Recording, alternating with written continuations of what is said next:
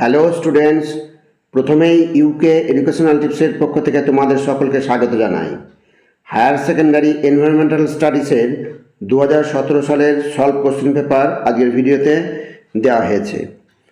উচ্চ মাধ্যমিক শিক্ষা সংসদের 2017 সালের পরিবেশবিদ্যার এমসিকিউ এর সমাধান আজকে আলোচনা করা হয়েছে। সুতরাং স্টুডেন্টস, তোমরা ভিডিওটির শুরু থেকে শেষ পর্যন্ত প্রত্যেকটা প্রশ্নোত্তর গুরুত্ব সহকারে লক্ষ্য করো এবং তৈরি করে নাও, কারণ এই প্রশ্নোত্তরগুলি তোমাদের আগামী পরীক্ষায় বিশেষভাবে সাহায্য করবে।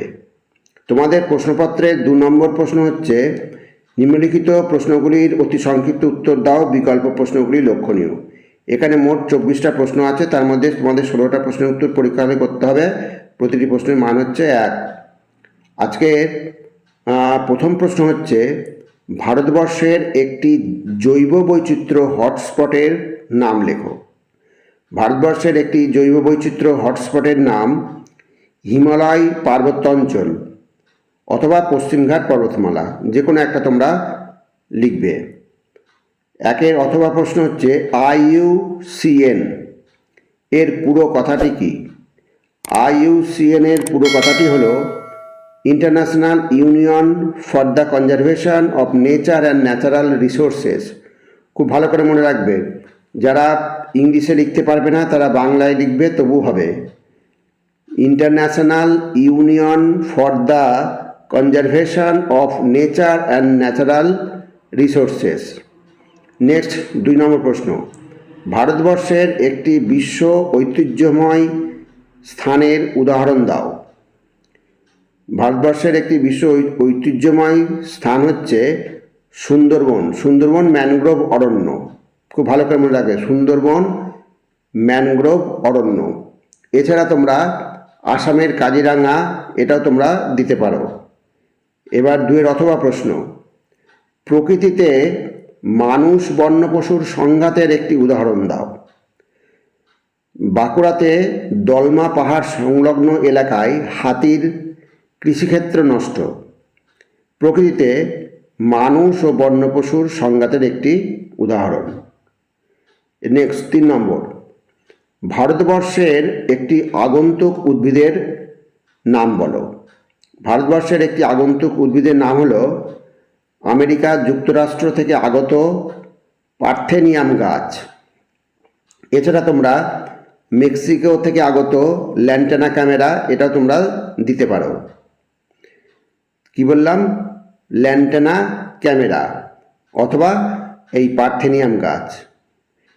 এবার 3 নম্বর, 3 অথবা হচ্ছে, ভারতবর্ষের একটি বিপন্ন বন্য পশুর নাম বলো। ভারতবর্ষের একটি বিপন্ন বন্য পশুর নাম এশিয়ান সিংহ, তুষার চিতা, কস্তুরী মৃগ। এই কটা নামের মধ্যে যে কোনো একটা তোমরা দিতে পারো। এছাড়া সোনালি ল্যাঙ্গরু দিতে পারো। যাই হোক, এশিয়ান সিংহ, তুষার চিতা, কস্তুরী মৃগ, এই 3টের মধ্যে যে কোনো একটা তোমরা দেবে। আর 3টি মনে রাখবে, যদি মাল্টিপল চয়েসের প্রশ্ন আসে তার মধ্যে কোনটা থাকবে সে তুমি বলতে পারবে না। অতএব এশিয়ান সিংহ থাকতে পারে, তুষার চিতা থাকতে পারে, কস্তুরী মৃগও থাকতে পারে। তখন এই জানা থাকলে তোমরা লিখতে পারবে। এবার নেক্সট 4 নম্বর প্রশ্ন, মৃত্তিকার একটি মান নির্ণায়ক সূচকের নাম বলো। মৃত্তিকার একটি মান নির্ণায়ক সূচক হলো পিএইচ বা পিএইচ স্কেল। নেক্সট 4 অথবা, ভারতবর্ষে মোটরযান আইন কোন খ্রিস্টাব্দে জারি করা হয়? ভারতবর্ষে 1938 খ্রিস্টাব্দে মোটরযান আইন জারি করা হয়, যা 1988 খ্রিস্টাব্দে সংশোধিত হয়। নেক্সট 5 নম্বর, বাতাসের একটি মান নির্ণায়ক সূচকের নাম বলো। বাতাসের একটি মান নির্ণায়ক সূচকের নাম ভাসমান ধূলিকণা বা সাসপেন্ডেড পার্টিকুলেট ম্যাটার, সংক্ষেপে বলা হয় SPM।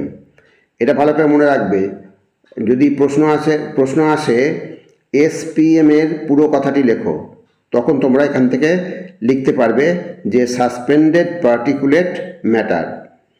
স্টুডেন্টস, তোমরা প্রত্যেকটা প্রশ্ন ভালো করে দেখবে আর আমি যেগুলো বলছি এগুলো শুনবে, তা নাহলে শুধু যদি তোমরা স্কিপ করে চলে যাও বা না শুনে লিখে নিয়ে যাও তাহলে কিন্তু অসুবিধায় পড়বে, কারণ এগুলো অসুবিধা হয়ে যাবে, কারণ প্রশ্ন অনুযায়ী তোমাদের উত্তর দিতে হবে।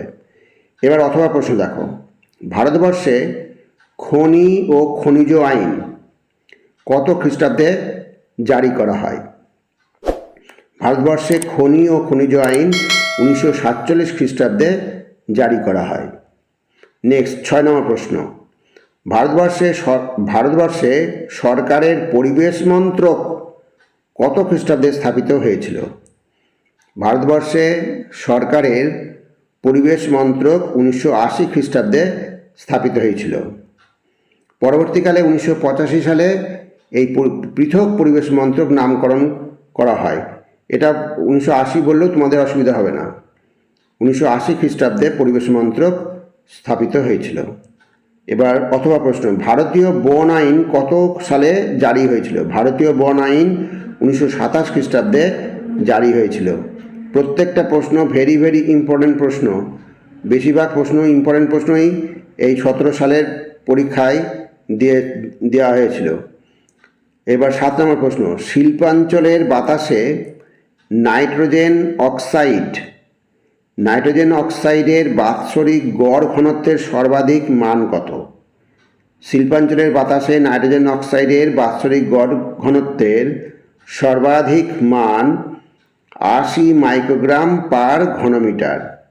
নেক্সট অথবা প্রশ্ন, বসতি এলাকার বাতাসে শ্বসনযোগ্য ভাসমান ধূলিকণা অর্থাৎ RSPM এর বাৎসরিক গড় ঘনত্বের সর্বাধিক মান কত?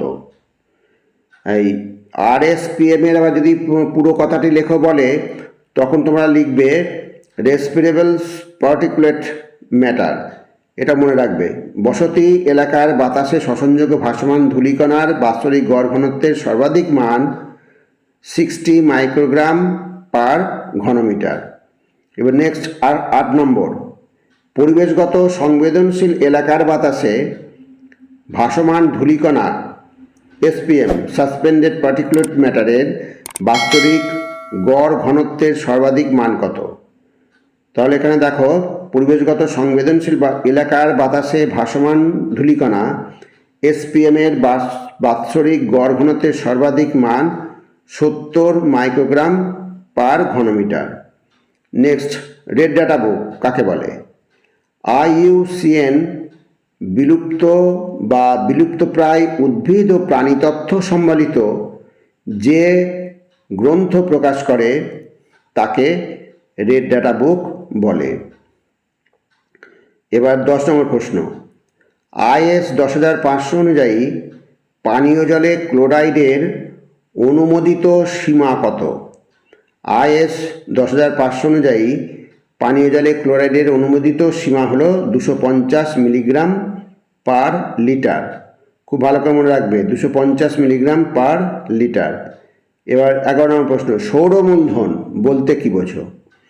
সূর্য থেকে আগত শক্তি যা প্রত্যক্ষ বা পরোক্ষভাবে উদ্ভিদ ও অন্যান্য জীবকুল কাজে লাগায় তাকে সৌরমূলধন বলে। নেক্সট অথবা প্রশ্ন, কত খ্রিস্টাব্দে সুস্থায়ী উন্নয়নের উপর বিখ্যাত রিপোর্ট আওয়ার কমন ফিউচার প্রকাশিত হয়েছিল? খুব ইম্পর্ট্যান্ট প্রশ্ন, ভালো করে মনে রাখবে। আওয়ার কমন ফিউচার 1987 খ্রিস্টাব্দে সুস্থায়ী উন্নয়নের উপর বিখ্যাত রিপোর্ট আওয়ার কমন ফিউচার প্রকাশিত হয়েছিল। এবার 12 নম্বর প্রশ্ন, এটা ভেরি ভেরি ইম্পর্ট্যান্ট প্রশ্ন, একটি সাম্রাজ্যের স্থায়িত্ব নির্ভর করে এর পরিবেশের সুস্থিতির উপর। এই উক্তিটি কে করেছিলেন?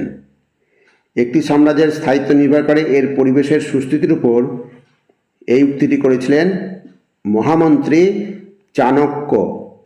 নেক্সট 13 নম্বর প্রশ্ন, সজীব আগাছানাশকের একটি উদাহরণ দাও। এখানে বেশ কয়েকটা উদাহরণ দিয়ে দিয়েছি, তার মধ্যে যে কোনো একটা তোমরা দেবে। সজীব আগাছানাশকের উদাহরণ হলো মিলেট, সয়াবিন, সূর্যমুখী, বার্লি প্রভৃতি। এর মধ্যে থেকে যে কোনো একটা দেবে, আর সবকটাই মনে রাখবে, কারণ মাল্টিপল চয়েসের প্রশ্ন আসলে তখন কোনটা থাকবে, তো তাহলে তুমি তো জানো না, অতএব সব কটা জেনে রাখবে, যেটা থাকবে সেখানে তোমরা টিক দেবে। পরবর্তী প্রশ্ন, নীলাভ সবুজ শৈবালের একটি উদাহরণ দাও। নীলাভ সবুজ শৈবালের উদাহরণ হলো অ্যানামিনা অথবা নস্টক। খুব ভালো করে মনে রাখবে, সায়ানোব্যাকটেরিয়া। এইবার হচ্ছে 15 নম্বর, মাইকোরাইজা কাকে বলে? ছত্রাকের মাইসেলিয়ামের সঙ্গে বীজ সৃষ্টিকারী উদ্ভিদমূলের মিথজীবী সহাবস্থানকে মাইকোরাইজা বলে। খুব ভালো করে মনে রাখবে, ইম্পর্টেন্ট প্রশ্ন। এবার 16 নম্বর প্রশ্ন, ল্যাটেরাইট মৃত্তিকা কাকে বলে? উষ্ণ আর্দ্র বা নাতিশীতোষ্ণ আর্দ্র জলবায়ু অঞ্চলে ল্যাটেরাইজেশন পদ্ধতিতে সৃষ্ট লালচে বর্ণের অনুর্বর মৃত্তিকাকে ল্যাটেরাইট মৃত্তিকা বলে। তাহলে স্টুডেন্টস, প্রত্যেকটা প্রশ্ন কিন্তু ভেরি ভেরি ইম্পর্টেন্ট, অতএব এগুলো তোমরা অতি অবশ্যই তৈরি করে নেবে, তাহলে তোমাদের পরীক্ষায় তোমাদের উত্তর করতে খুবই সহজ হয়ে যাবে, কারণ এখান থেকে প্রশ্ন বেশ কয়েকটি থাকবে।